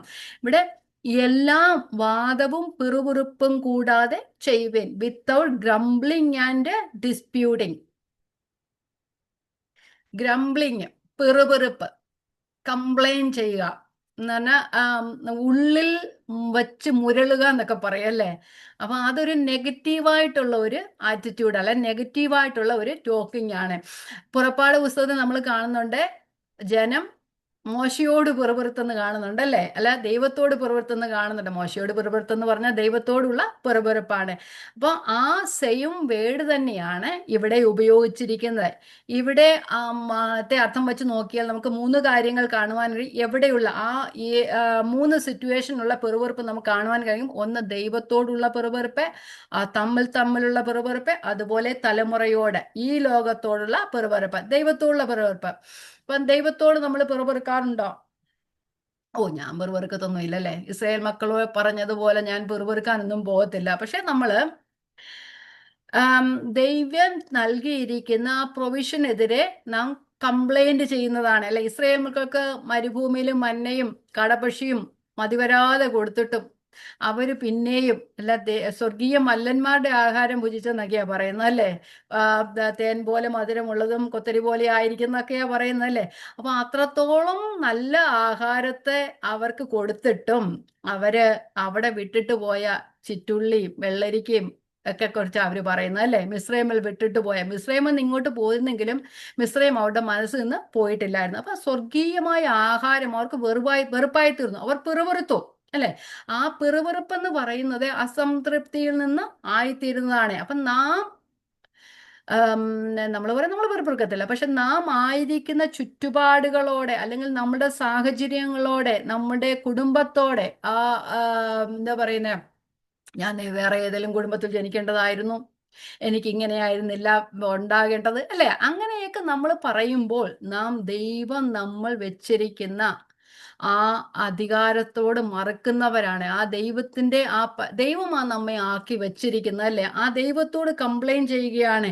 നമ്മുടെ ജോലി കാര്യങ്ങളെക്കുറിച്ച് കംപ്ലൈൻറ്റ് ചെയ്യുമ്പോൾ അതെല്ലാം ദൈവം നമ്മളെ എപ്പോൾ നാം എവിടെ ആയിരിക്കണമെന്ന് തീരുമാനിക്കുന്ന ദൈവമാണ്. നാം ദൈവം ആക്കി വെച്ചിട്ടില്ലാത്ത ഒരു സിറ്റുവേഷനിലും ആയി തീരുകയില്ല അല്ലേ. നമ്മെ ആക്കി വെച്ചിരിക്കുന്ന ദൈവമാണ്. നാം ഇവിടെ ആയിരിക്കേണ്ടത് ദൈവമാ ആക്കി വെച്ചിരിക്കുന്നത്. എന്തോ പറയുന്നത്, മൂഢരായ നമുക്കുള്ള ഉദ്യോഗസ്ഥരുണ്ടെങ്കിലും അവരുടെ കീഴിൽ ദൈവമാണ് നമ്മെ ആക്കി വെച്ചിരിക്കുന്നത് ഒരു സീസണിലേക്ക് നമ്മെ നന്നാക്കുവാൻ വേണ്ടി. അത് ദൈവത്തിന്റെ നാമം മഹത്വത്തിന് ആക്കി തീർക്കണം. ഇപ്പൊ ഇവിടെ പൗലോസ് എവിടെയാ കിടക്കുന്നത്? കാരാഗൃഹത്തിലാ കിടക്കുന്നത്. തടവറയിൽ കിടക്കുക, കയ്യിൽ ചെയിനുണ്ട്, ചുറ്റും പടയാളികളുണ്ട്. പൗലോസിന് അതിനെ നോക്കി പിറുപിറുക്കാമായിരുന്നു. ദൈവം എന്തിനാ ഇങ്ങനെ വെച്ചിരിക്കുന്നത് എന്നെ, അങ്ങനെയല്ലേ? പക്ഷെ പൗലോസ് അങ്ങനെ പിറുപിറുക്കുകയല്ല ചെയ്ത്, തൻ്റെ സാഹചര്യങ്ങളെ അത് ഉപയോഗപ്പെടുത്തുകയാണ് ചെയ്തത്. അത് ദൈവത്തിന്റെ നാമമഹത്വത്തിന് വേണ്ടി പ്രവർത്തിക്കുകയാണ് ചെയ്തത്. തന്നെ നോക്കാൻ വരുന്ന പടയാളികളോടും ദൈവത്തിന്റെ വചനം പറയുകയാണ് ചെയ്തത്. തൻ്റെ സാഹചര്യങ്ങളെ ദൈവത്തിന്റെ നാമ മഹത്വത്തിനാക്കി തീർക്കും. പൗലോസിന് പെറുപെറുക്കാമായിരുന്നു. പൗലോസ് പെറുപെറുത്തില്ല. നമ്മള് 1 കൊരിന്ത്യർ ലേഖനം 10-ാം അധ്യായത്തിൽ കാണുന്നുണ്ട് ഇസ്രായേൽ ജനത്തിന്റെ പെറുപെറുപ്പ് അല്ലേ. അവര് ആ പെറുപെറുത്തു, മോശയോട് പെറുപെറുത്തു. അത് ദൈവത്തോടുള്ള പെറുപെറുപ്പാണ്. ദൈവവും അവരെ ആ സംഹാരിയാൽ നശിപ്പിച്ചു. അവിടെ പറയുന്നുണ്ട്, ഞാൻ വായിക്കാം, 1 കൊരിന്ത്യർ 10:10. അവരിൽ ചില പെറുപെറുത്തു, സംഹാരിയാൽ നശിച്ചു പോയതുപോലെ നിങ്ങൾ പെറുപെറുക്കരുത്. ഇത് ദൃഷ്ടാന്തമായിട്ട് അവർക്ക് സംഭവിച്ചു. ലോകാവസാനം വന്നെത്തിയിരിക്കുന്ന നിങ്ങൾക്ക് ബുദ്ധി ഉപദേശത്തിനായിട്ട് എഴുതിയിരിക്കുന്നു. ആകയാൽ താൻ നിൽക്കുന്നു എന്ന് തോന്നുന്നവൻ വീഴാതിരിപ്പാൻ നോക്കട്ടെ. അപ്പൊ ദൈവം നമ്മെ ഒരു സാഹചര്യത്തിൽ ആക്കി വെച്ചിരിക്കുന്നു. ആ സാഹചര്യത്തോട് നാം പിറുപിറുക്കുമ്പോൾ നാം ദൈവത്തോട് പിറുപിറുക്കുകയാണ്. അവർക്ക് സംഭവിച്ചതുപോലെ നമുക്കും സംഭവിക്കരുത്. അത് നമുക്ക് ബുദ്ധി ഉപദേശത്തിനായിട്ട് നമുക്ക് എഴുതി വെച്ചിരിക്കുന്നു എന്ന് ദൈവത്തിന്റെ വചനം പറയുന്നു. അപ്പൊ നമുക്ക് ദൃഷ്ടാന്തമായിട്ടാണ് അവിടെ എഴുതി വച്ചിരിക്കുന്നത്. തിമത്തിയോസിന്റെ ലേഖനത്തിൽ പൗലോസ് അപ്പോസ്തലൻ പറയുന്നു, ദൈവമക്കൾക്ക് വേണ്ട അലംഭാവത്തോടു കൂടിയ ദൈവഭക്തിയാണ്. സംതൃപ്തിയോടായിരിക്കുക. നാം ആയിരിക്കുന്ന ആ സ്ഥാനത്ത് സംതൃപ്തിയോട് ആയിരിക്കുക. ഒന്ന് വായിച്ചു പോകാം. 1 തിമത്തിയോസ് 6:6. അലംഭാവത്തോടു കൂടിയ ദൈവഭക്തി വലിയ ആദായം ആകുന്നതാണ്. ഇഹലോകത്തിലേക്ക് നാം ഒന്നും കൊണ്ടുവന്നിട്ടില്ല, ഇവിടെ നിന്ന് ഒന്നും കൊണ്ടുപോകാനും കഴിയുകയില്ല. ഉണ്മാനും ഉടുപ്പാനും ഉണ്ടെങ്കിൽ മതി എന്ന് വിചാരിക്കാം. 10-ാമത്തെ വാക്യം, ദ്രവ്യാഗ്രഹം സകലവിധ ദോഷത്തിന് മൂലമല്ലോ. ചിലർ ഇത് കാംക്ഷിച്ചു വിശ്വാസം വിട്ടിടുന്ന ബഹുദുഃഖങ്ങൾക്ക് അധീനരായി തീർന്നിരിക്കുന്നു. 11. നീയോ ദൈവത്തിന്റെ മനുഷ്യനായുള്ളവയെ അത് വിട്ടോടി നീതി, ഭക്തി, വിശ്വാസം, സ്നേഹം, ക്ഷമ, സൗമ്യത എന്നിവയെ പിന്തുടരുക. അപ്പം നമ്മളെ ഓരോരുത്തരോടും ദൈവവചനം പറയുന്നത്, നീയോ ദൈവത്തിന്റെ മനുഷ്യനായുള്ളവയെ അത് വിട്ടോടി, ബാക്കിയുള്ളതെല്ലാം വിട്ടോടിയിട്ട് നീതി, ഭക്തി, വിശ്വാസം, സ്നേഹം, ക്ഷമ, സൗമ്യത എന്നിവയെ പിന്തുടരുക അല്ലേ. അപ്പൊ നമ്മെക്കുറിച്ച് ആഗ്രഹിക്കുന്ന, നാം പെറുപെറുപ്പ് കൂടാതെ, നമ്മെ ദൈവം ആക്കി വച്ചിരിക്കുന്ന അവസ്ഥയോട് പെറുപെറുപ്പ് കൂടാതെ നമുക്ക് പറയാൻ കഴിയുന്ന, ജോലി സ്ഥലത്ത് നമുക്ക് എല്ലാവർക്കും ബുദ്ധിമുട്ട്, ജോലി ചെയ്യുന്നവർക്ക് എല്ലാവർക്കും ഉള്ളവരാണ്. ഓരോ ദിവസവും ബുദ്ധിമുട്ടുകൾ കൂടിക്കൂടി വരികയാണ്. നമ്മൾ കംപ്ലൈന്റ് ചെയ്യാതെ പോകുന്നതിന് മുമ്പേ, കർത്താവെ ആ സാഹചര്യങ്ങളോട് അതിനെ കൃപയോടുകൂടി പെരുമാറാനുള്ള കൃപ എനിക്ക് തരണമേ. നമുക്ക് ജോലി ചെയ്യുവാനുള്ള സേഫ് ആയിട്ടുള്ള എൻവയോൺമെന്റിനെ തരിക. നമുക്ക് മൂർഖന്മാരായിരിക്കാം, നമ്മളെ ഇഷ്ടപ്പെടാത്ത ഉദ്യോഗസ്ഥന്മാരോട് കൂടെ ആയിരിക്കാം നാം വർക്ക് ചെയ്യുന്നത്. പക്ഷെ അവരോടുകൂടെ വേല ചെയ്യുമ്പോൾ അവരെ കുറ്റം പറയാതെ, നമ്മുടെ ജോലി സ്ഥാപനത്തെ കുറ്റം പറയാതെ, നമ്മുടെ മറ്റു സാഹചര്യങ്ങളെ കുറ്റം പറയാതെ, ആ കാര്യങ്ങളെ എന്താ പറയുന്നത്, അതിനോട് അതിനെ അതിജീവിപ്പാനുള്ള ഒരു വലിയൊരു ദൈവശക്തിയൊക്കെ നമുക്ക് വേണ്ടി പ്രാർത്ഥിക്കാം. പൗലോസിനോട് പറഞ്ഞു, നിന്റെ ശൂലം അവിടെ ഇരുന്നോട്ടെ, എൻ്റെ കൃപ നിനക്ക് മതി, എൻ്റെ ശക്തി നിന്റെ ബലഹീനതയിൽ തികഞ്ഞു വരുന്നു. അത് നമുക്ക് വായിച്ചിട്ട് കാണാതെ പഠിക്കാൻ മാത്രമുള്ള വാക്യമല്ല, അത് നമ്മുടെ മനസ്സിൽ അത് കൊണ്ടു നടന്ന് നമ്മുടെ ജീവിതത്തിൽ അത് പ്രാവർത്തികമാക്കണം.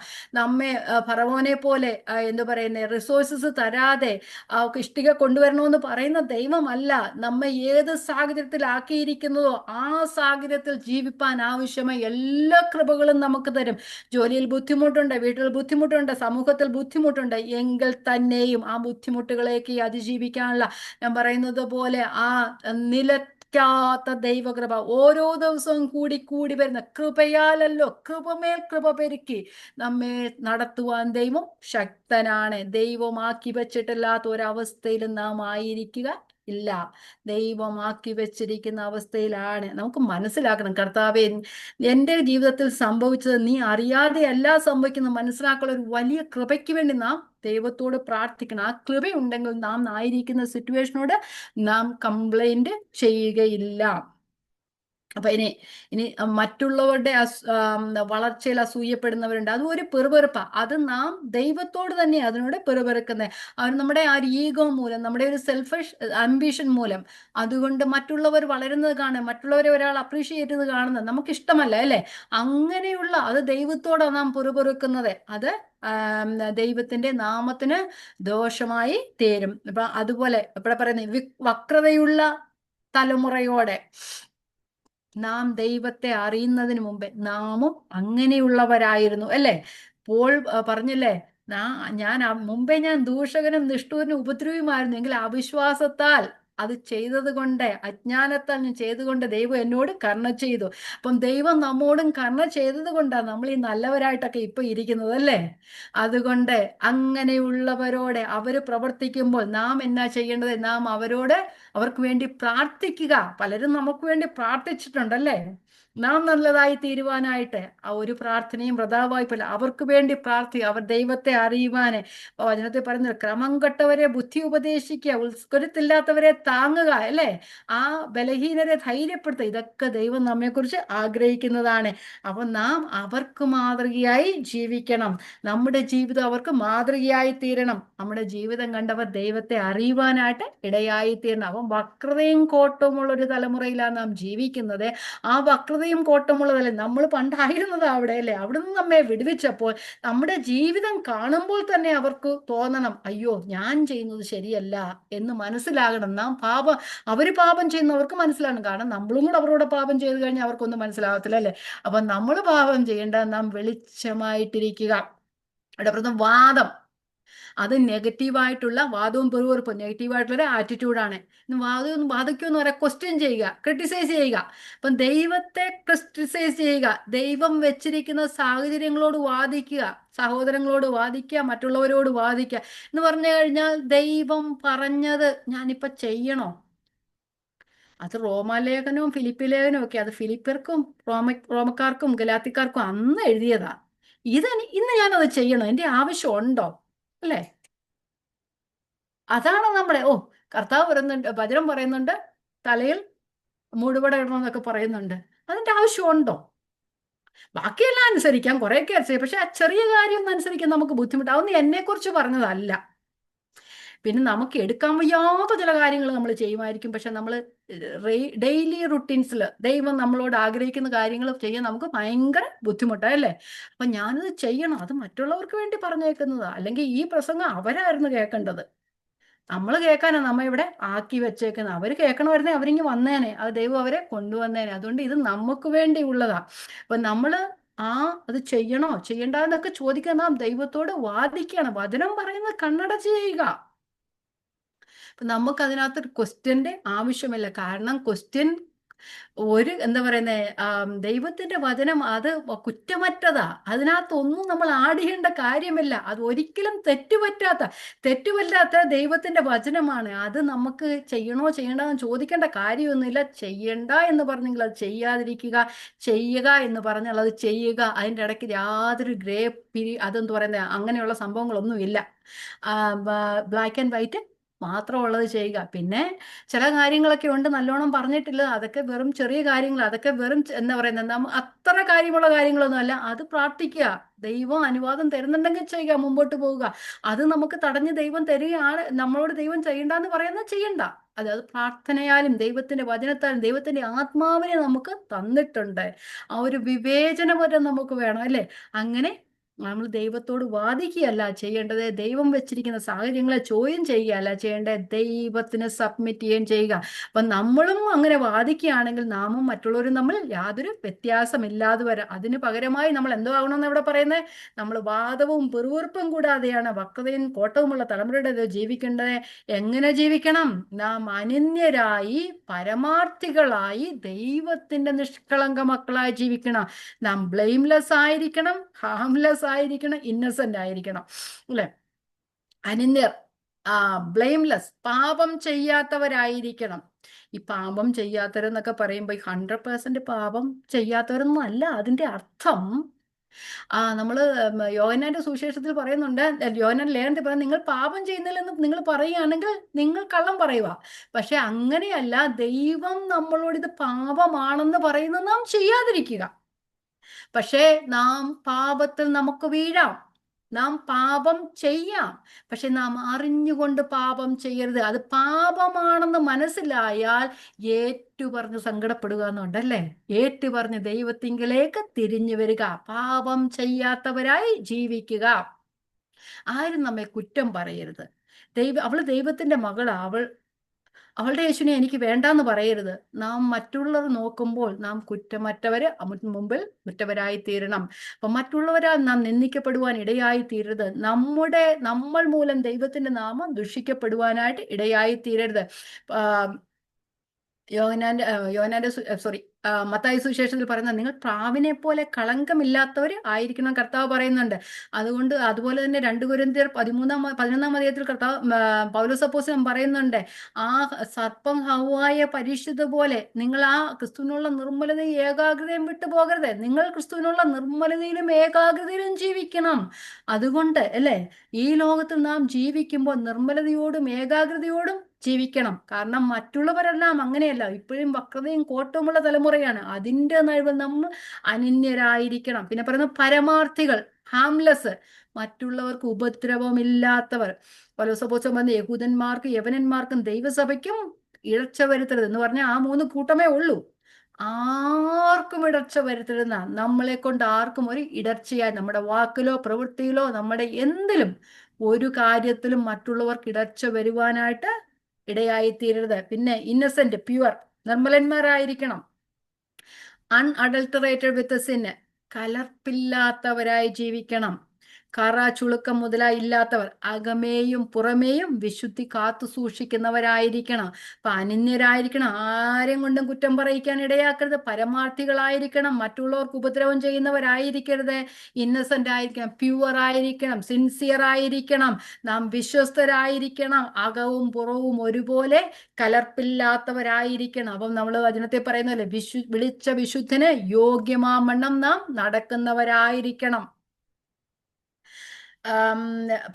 പത്രോസ് അപ്പോസ്തലൻ പറയുന്നുണ്ട്, നിങ്ങളുടെ പരദേശവാസം ഭയത്തോടെ കഴിപ്പീൻ, അല്ലേ? നമ്മളൊരു പരദേശവാസം, നമ്മളൊരു ചെറിയ സ്ഥലത്താക്കി വെച്ചിരിക്കുന്നത്, അല്ലേ? നമ്മൾ കുറച്ച് സമയത്തൊക്കെ ആക്കി വെച്ചത്, നമ്മുടെ പരദേശവാസം ഭയത്തോടെ കഴിപ്പീൻ. നിങ്ങളുടെ ഭയത്തോടും വിറയലോടും കൂടെ നിങ്ങളുടെ രക്ഷയ്ക്കായി പ്രവർത്തിക്കണം എന്നാ പറയുന്നത്, അല്ലേ?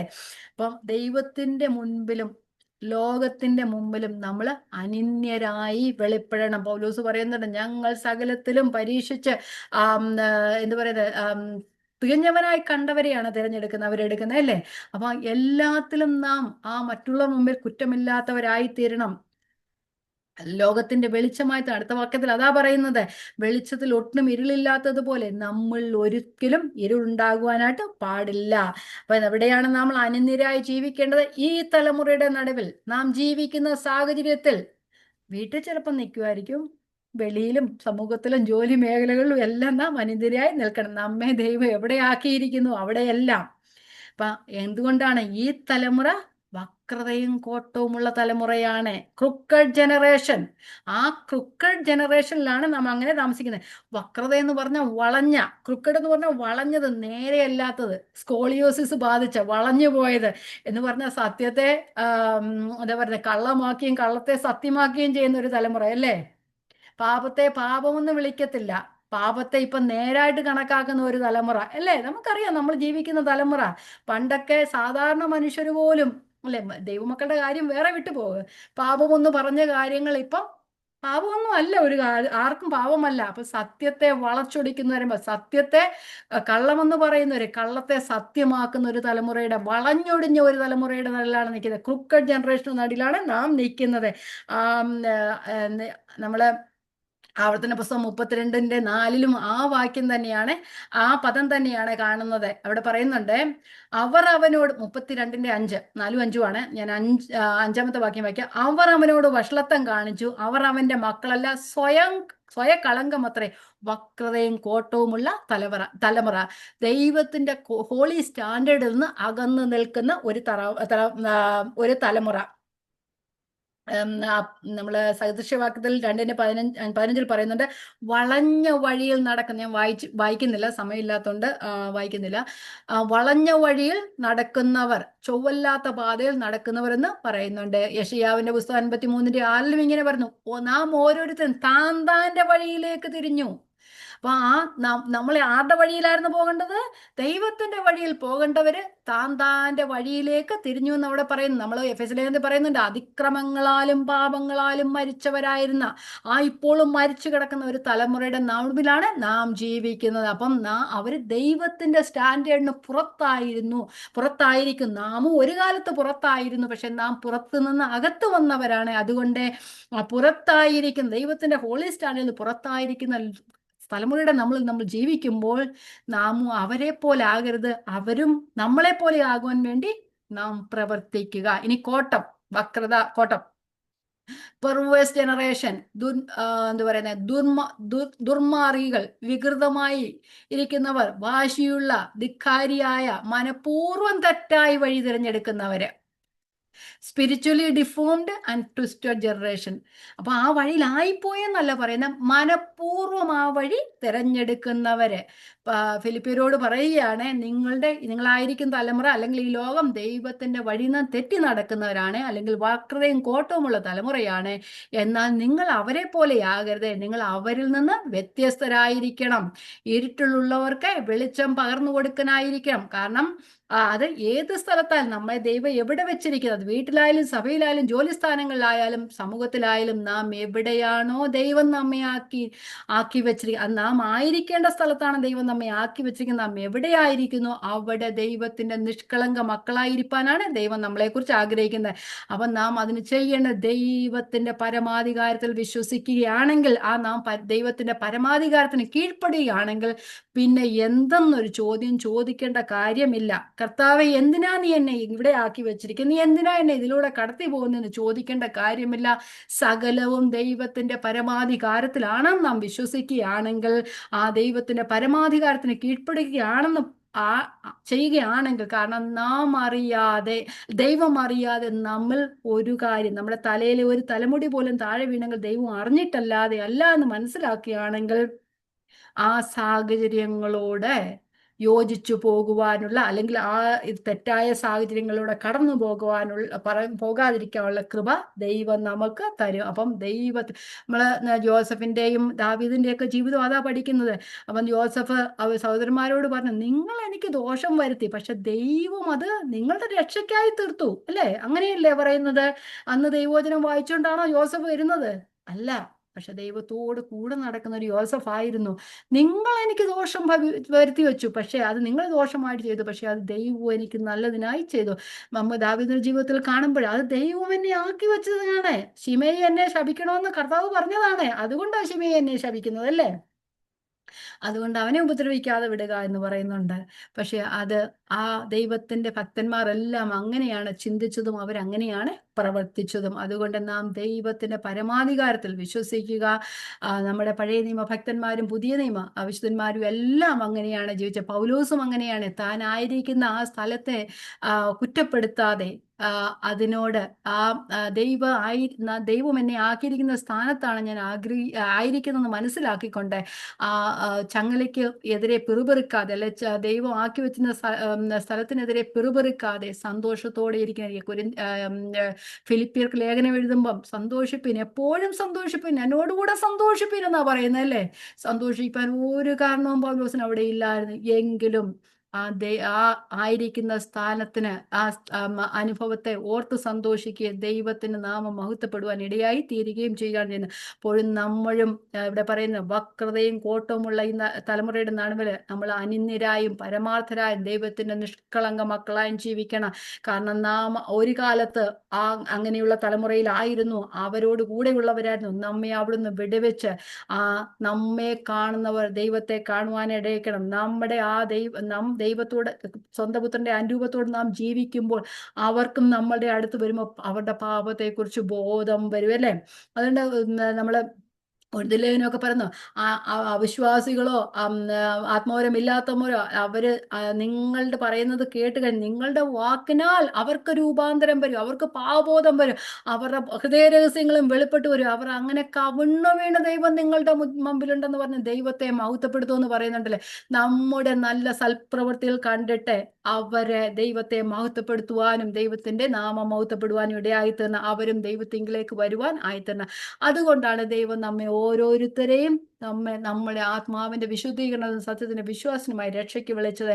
നമ്മെ അനിന്യരും നിഷ്കളങ്കരുമായി ദൈവത്തിന്റെ സന്നിധിയിലായിരിക്കാൻ ദൈവം ആഗ്രഹിക്കുന്നത് പോലെ ഈ ലോകത്തിൽ നാം ജീവിക്കുമ്പോഴും അനിന്യരായി നിഷ്കളങ്കരായി ദൈവത്തിന് മക്കളായി ജീവിപ്പാനായിട്ട് ദൈവം നമ്മളെ കൃപ നൽകട്ടെ. ഓരോ ദിവസവും അതിനുവേണ്ടി നാം പ്രാർത്ഥിക്കുകയും വചനം പഠിക്കുകയും ഓരോ ദിവസവും എന്ത് പറയുന്നേ, ഒരു ചിട്ടയായ വചന പഠനത്തിലൂടെ പഠിക്കുന്നത് ഗ്രഹിക്കുക, തലയിൽ തന്നെ ഇരുന്നാൽ പോരാ, അത് ഹൃദയത്തിൽ വരികയും ജീവിതത്തിൽ പ്രവൃത്തിഭാഗത്തിൽ ഇച്ഛിക്കുക എന്നതും പ്രവർത്തിക്കാന്ന് ദൈവമല്ലോ. ദൈവം നമ്മൾ ഇച്ഛ തരുമ്പോൾ നാം അതിനുവേണ്ടി പ്രവർത്തിക്കണം. ദൈവം നമ്മൾ പ്രവർത്തിപ്പാൻ നാം അനുവദിച്ചു കൊടുക്കണം. ദൈവത്തിന്റെ പരമാധികാരത്തിൽ നമ്മെ തന്നെ കീഴ്പ്പെടുത്തി അല്ലെങ്കിൽ സബ്മിറ്റ് ചെയ്ത് ജീവിക്കുക.